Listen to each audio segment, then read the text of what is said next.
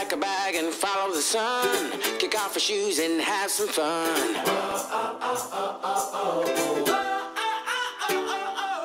Hello there. Thank you so much for joining me for this week's edition of Read, Watch, Listen. I have a very special guest here with me today, my dear friend Tami Neff. Hi. Hi. Thank you for being here. That's right. If you watched me a lot, you've seen her before with that amazing rendition of Hallelujah that we did last December. But today she's here to share her book, movie, and piece of music. Thank you for coming. Absolutely. Thanks for having me. You bet. And we're going to start, of course, with your read. Tell us what it is, Tami. My read is a conversation with God. And 20 years ago, that book rocked my world. And when you turned me on to it about 10 years ago, it rocked mine. Mr. Neale Donald Walsch has rocked a lot of worlds with that book. Do you remember, have you read it more than once? Yeah. Do you remember what you came away with the very first time? Were there shifts in your thinking, or was it affirmation of things you already thought?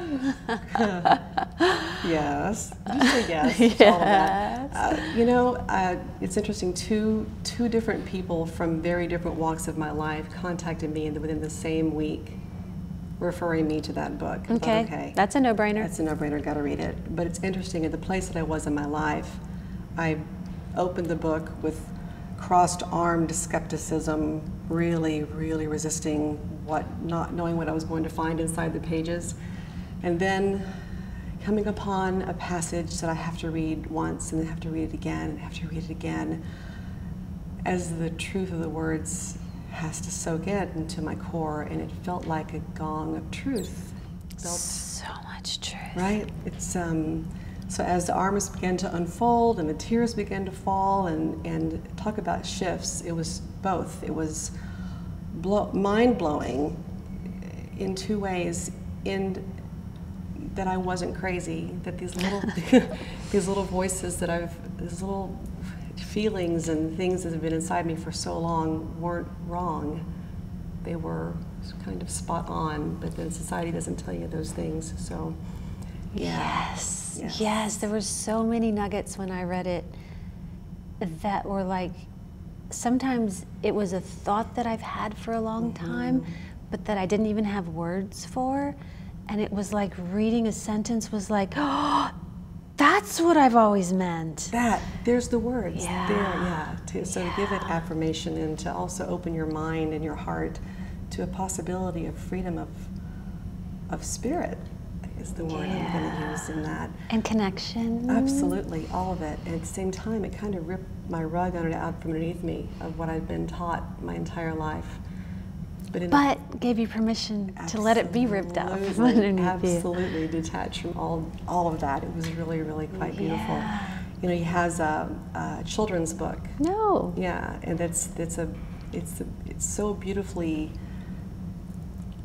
summarizes the entirety of Conversations with God. It's called A Candle in the Sun. A Candle in the Sun. Yeah, children's books so often get to just the core of whatever the message was. I have to read that. It's beautifully illustrated. It's a beautiful book, and you know, to summarize it in one small little phrase, it's, you know, the sun in itself is not one flame. Imagine billions of flames making up the entirety of what is the magnificence of the sun. And that is us. Humanity. Yeah, we're all part of the whole. That. Yeah. One of the things I took a lot away from it, in fact, it's one of those books that every time you go back to it, of course you're going back to it from a different place, from having grown a little bit. And so every time I go back to it, there are things that resonate that I didn't even notice last time. Right. Love that. There's so much truth in it. And one of the things I came away with, that it's become such a part, you know, it's like 10 years ago when you introduced me to that book, and so it's become such a part of who I am. Like, my friends all know that I say this all the time because, in fact, I've walked across a room before and you had just said something and I'm behind you and I said, but there are no shoulds, and you went, wait for it, because you knew it was coming, because that's the one thing I learned. There are no shoulds. It's become such a part of who I am, I can't even remember not believing that. But the people that I come across on a daily basis who have never even had that thought who live in a should, ought to world, and learning that is freedom. It's just freedom to realize all the expectations that have been placed on you by friends and family and society your entire life, telling you what they expect and what you ought to be, to realize it's all bullshit. It's not real. What you're supposed to be is what you feel, and Be. and just be. Yeah. Be. Yeah. What makes you smile, what makes you... Yeah. Thank you for introducing me to that book. My pleasure. And thank you for introducing them to that book. And we're going to move on to your watch. You want to tell me what it is? Yeah, it's The Perfect Gift. The Perfect Gift. I saw that a while back when it came out. It's a profound message. It's a beautiful message with a little bitty film, and for a long time it was my children's favorite movie, which is really sweet because it's not a big movie. It's James Garner. James Garner. You know, love James Garner, and you know he plays a deceased grandfather who's trying to save his grandson from himself, to put it that way. And having loved the movie as my kids were little and the message that it gave, it's interesting to go back and think about the movie now and watch it now, because it kind of parallels a couple things in my own life. The grandfather character actually reminds me a lot of my dad. Yeah, he's a man of quiet integrity, and keeping his word meant everything, and the value of hard work, and honorable. Yeah. And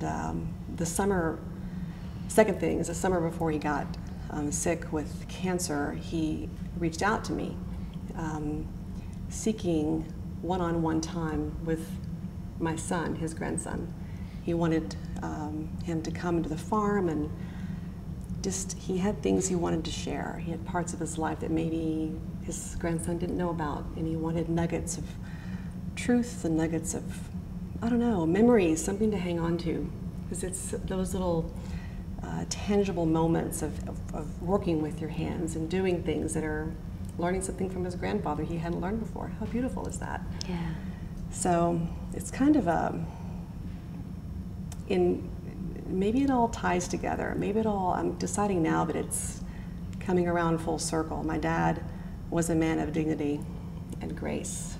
And when he got really sick with cancer, we knew he was probably coming to his end. It was knowing that he lived in dignity and with grace. It was so critical to him to still have quality of life. It's all he wanted. He wanted to die with dignity and grace. He wanted to die with dignity and grace. So my prayer became for myself and my family was, let me have the dignity and grace that he held so precious, to let him go.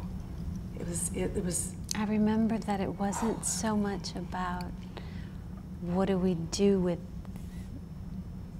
treating this and keeping him here longer. It was about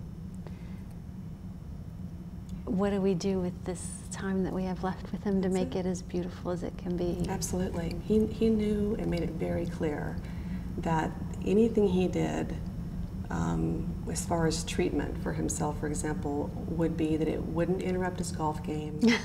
Right.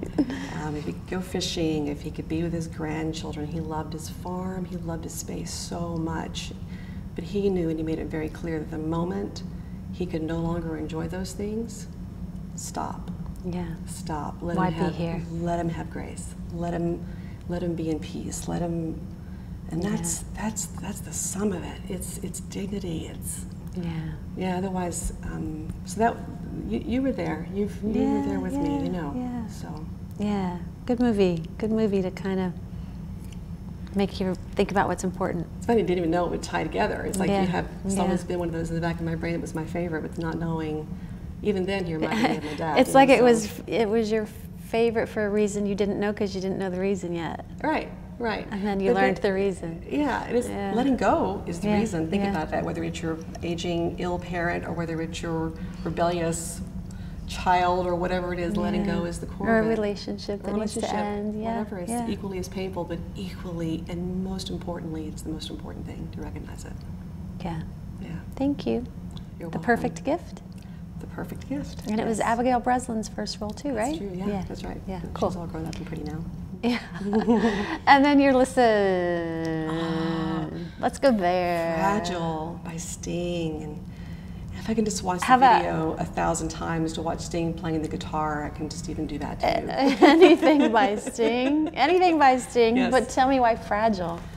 I think Fragile, it stops me in my tracks every time I hear it, and I'll play it 4 or 5 times in a row, and I'll cry most of the time when I hear it. I think it's such a haunting, haunting piece of music about remembering that we're just human, we're flesh and blood, and it's, you know, nothing comes from violence, nothing ever could. Think about that line, you know, and it's for all those born under an angry star, lest we forget how fragile we are. Oh my gosh, the poetry in the piece is beautiful. And it's, you know, I don't know that I have ever believed that we as humans are meant to be, violence, it hurts me to my core actually. It's hard to be around it. So it's a piece of peace. It's a nugget of peace in the middle of a lot of chaos that is humanity in and of itself. It's, I think, one, you can't know one without the other, which just goes back to the conversation with God book. Right. All ties together. Yeah. Yeah. Fragile by Sting. Thank you so much for sharing all of that with me. Thank you for having me. And we will see you next week.